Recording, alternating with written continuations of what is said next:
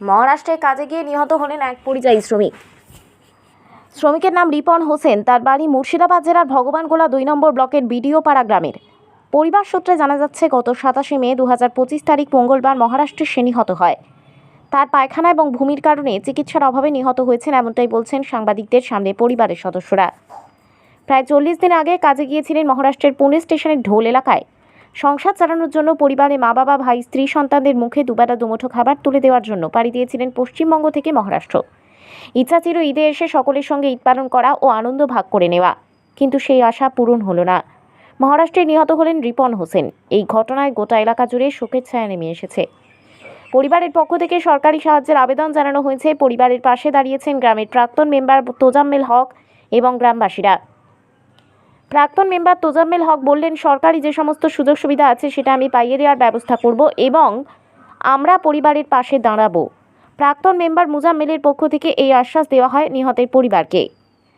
আখিরিগঞ্জ খড়িবনা থেকে আজিম উদ্দিন শেখ।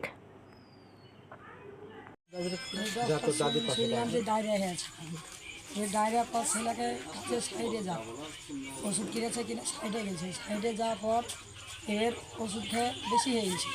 তখন এবার হোয়াটসঅ্যাপে ছবি তুলেছে, টাওয়ার ওঠে, তারপর নিচে নামছে, শরীর খারাপ হয়ে গেছে। তখন সাইডে যারা ছিল তাদেরকে বলেছে যে আমাদেরকে রেখে এসো। রেখে আসার পর ঘরে দিয়ে দিয়েছে, যে বাসায় এসে রেখে দিয়েছে। দেওয়ার ওয়ালদার কেউ আর এখন পর্যন্ত হয়নি।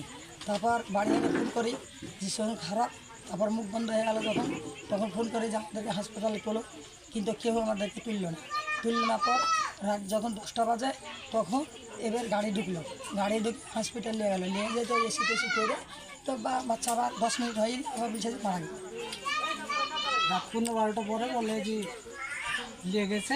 12টার পর নিয়ে যেয়ে 12টা 10-15তে ঘোষণা করছে যে মারা গেছে। আচ্ছা, কন্ট্রাক্টরের পক্ষ থেকে কোনো আপনারা সাহায্য, কোনো ভাড়া টাড়া এসব কিছুই দেয়নি? আমরা এখন পর্যন্ত কোনো কি চাইছেন আপনারা? আমরা চাইছি যে আমাদের দেশে বা আমাদের পশ্চিমবাংলার ভিতরে যদি কাজ থাকে তাহলে আমাদের গ্রামের ছেলেরা বাইরে কাজ করতে যাবে না। এইটুকু আমরা সরকারের কাছে অনুরোধ করছি যে কিছু যদি সরকার থেকে যদি আমাদেরকে সুযোগ সুবিধা দেয় কিছু ভালো হয়। আপনার নাম? আমার নাম সানাউল ইসলাম। কিসের কাজ করতেন? টেলিফোনে? টেলিকম। ও, টেলিকম। কোন জায়গায় কাজে গেছিলেন জানেন?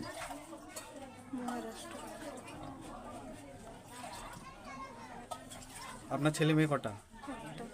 আপনার নাম? আর আপনার স্বামীর নাম কি? কি চাইছেন আপনারা? ছেলেটা সহযোগিতা, সরকারের কিছু কাছে কিছু আবেদন রাখছেন? সহযোগিতা পাগলি সহযোগিতা।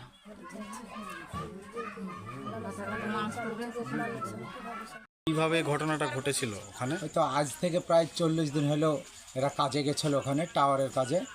যাওয়ার পরে প্রতিদিন কাজ করে। গত 27 তারিখে হঠাৎ ছেলেটা মানে ডায়রিয়া সৃষ্টি হয়। তারপরে ওষুধপত্র খাওয়ার পরে একটু রিলিফ হয়েছিল। তারপর আবার কাজে গেছিলো। কাজে যাওয়ার পরে শরীরটা আরও বেশি খারাপ হয়ে যায়। তারপর ওদের যার সঙ্গী ছিল তারা এসে আবার ওষুধপত্র দিয়ে ওকে বাসায় রেখে আর 3 জন ওরা কাজে চলে যায়। কাজে যাওয়ার পরে আস্তে আস্তে মানে আরও শরীরটা আর খারাপ হয়ে যায়। মানে যে একটা জল থাকে মানুষের দেহে, সেই জলটা সমস্ত নেমে যাওয়ার পরে মানে এই জন্য ও মারা গেছে। কিন্তু ওদের যে সঙ্গী ছিল তারা ঠিকভাবে ওর সঙ্গে সহযোগিতাও করেনি, যা বোঝা যাচ্ছে এখন, বা আসেনি। এসেছে ওরা শেষ দিকে, রাত্রি 9টার দিকে। সারাদিন একাই কিন্তু মানে খুব করেছে, অসুবিধাতেই ছিল। তারপর হসপিটাল নিয়ে যাওয়ার পরে কিছুক্ষণ পর মারা গেছে। আচ্ছা, সরকারের পক্ষ থেকে কোনো সুযোগ সুবিধা পেয়েছেন আপনারা? সরকার থেকে না, কোনো সুযোগ সুবিধা পাইনি এখন পর্যন্ত পাওয়া যায়? এখন অবধি কিছু পাওয়া যায়। কোম্পানি থেকে? কোম্পানি কিছু দেয়নি এখন। কি চাইছেন আপনারা? আমরা চাইছি যে হয়তো যেমন আমাদের পশ্চিমবাংলায় যদি এরকম কিছু কাজকর্ম যদি থাকে তাহলে আমাদের নিজ রাজ্যে সব ছেলেরা থাকবে, বাইরে যাবে না। বাইরে গিয়ে তো অনেক সমস্যা হয়েছে। তার জন্য আমরা চাইছি যে নিজের এখানে দেশে থাকলে এটা ভালো হয়। ছেলেটার কথা ভালো। আপনার নাম? আমার নাম মোহাম্মদ মতিয়ার রহমান। কোথায় বাড়ি আপনার? আমার বিডিও অফিস পাড়া।